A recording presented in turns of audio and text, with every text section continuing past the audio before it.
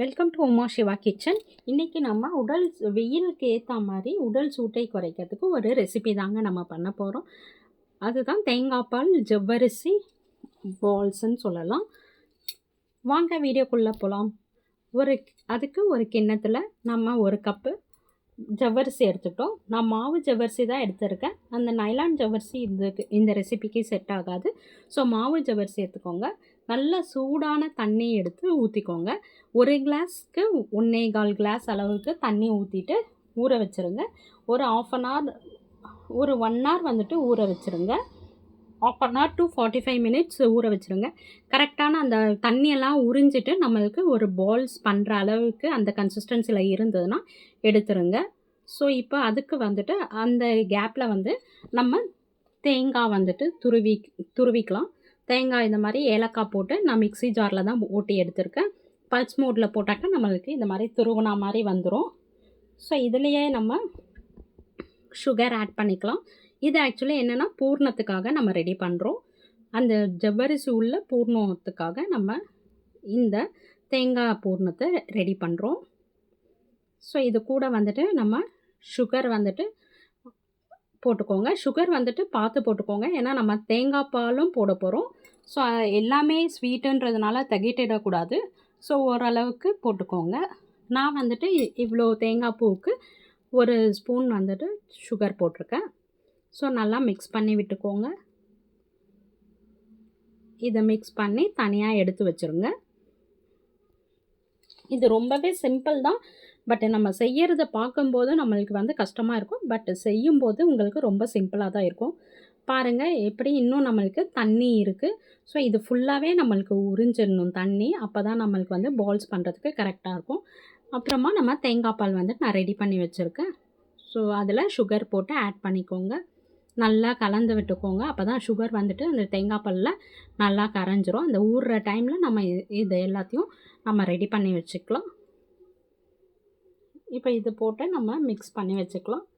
உங்களுக்கு எவ்வளோ சுகர் வேணுமோ அந்த சுகர் போட்டுக்கோங்க. இனிப்பு எவ்வளோ வேணுமோ அதுக்கேற்ற சுகர் போட்டுக்கோங்க. எப்போவுமே தேங்காய் பாலில் வந்துட்டு நம்மளுக்கு சுகர் வந்துட்டு கொஞ்சம் லேட்டாகும் கரையிறதுக்கு. ஸோ அதனால் நீங்கள் ஃபஸ்ட்டே போட்டு நல்லா பாருங்கள் எப்படி நல்லா திக்னஸாக இருக்குது பால். ஸோ இது மாதிரி திக்னஸாக எடுத்தால் தான் டேஸ்ட்டும் இருக்கும். தேங்காய் பாலில் தண்ணியாக இருந்ததுன்னா நல்லா இருக்காது. இப்போ பாருங்கள் நம்மளுடைய இந்த ஜவ்வரிசி ரெடி ஆகிடுச்சு. இன்னுமே வந்துட்டு நம்மளுக்கு ஊறணும். ஸோ ஓகே, இந்த பதத்திலே நம்ம வந்துட்டு செய்யலாம். இந்த மாதிரி வடை மாதிரி தட்டிட்டு மிடில் நீங்கள் பூர்ணம் செஞ்சு வச்சுருக்கீங்க இல்லையா, அந்த பூர்ணத்தை வச்சுட்டு இது எல்லாத்தையும் அப்படியே பால்ஸ் மாதிரி பண்ணிவிடுங்க. இன்னும் கொஞ்சம் திக்காக இருந்ததுன்னா நல்லாயிருக்கும்.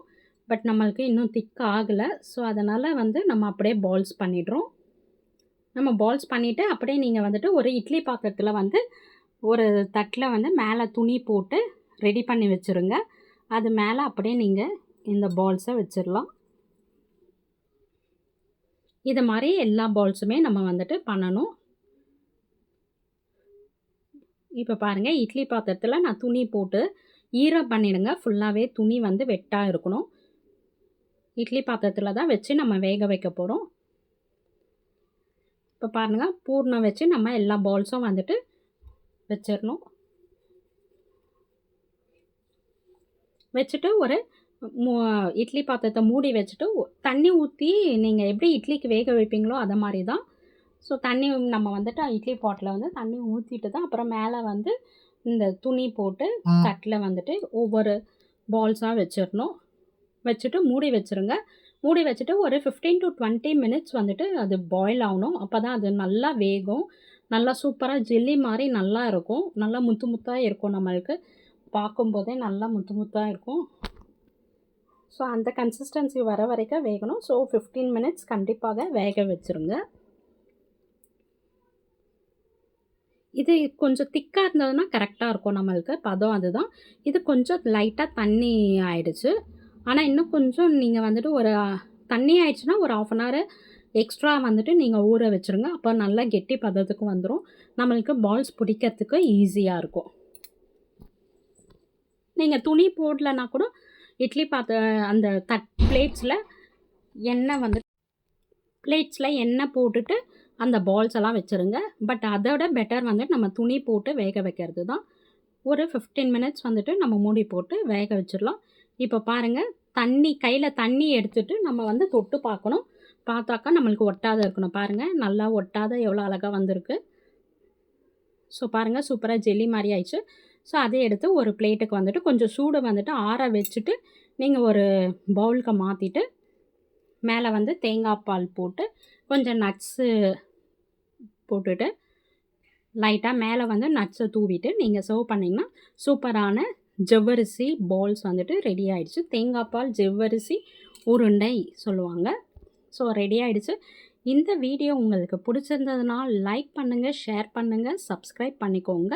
நிறைய வீடியோஸ் நம்ம சேனலில் வந்துட்டு நான் போட்டிருக்கேன். எல்லாத்தையும் பண்ணிவிட்டு எனக்கு கமெண்ட் பண்ணுங்கள் எப்படி இருந்தது. உங்கள் ஃபீட்பேக் ரொம்ப முக்கியம் எனக்கு. ஸோ எல்லாத்தையும் பண்ணிவிட்டு எல்லாத்தையும் செக் பண்ணுங்கள் வீடியோஸ் எல்லாம். Thank you, bye bye.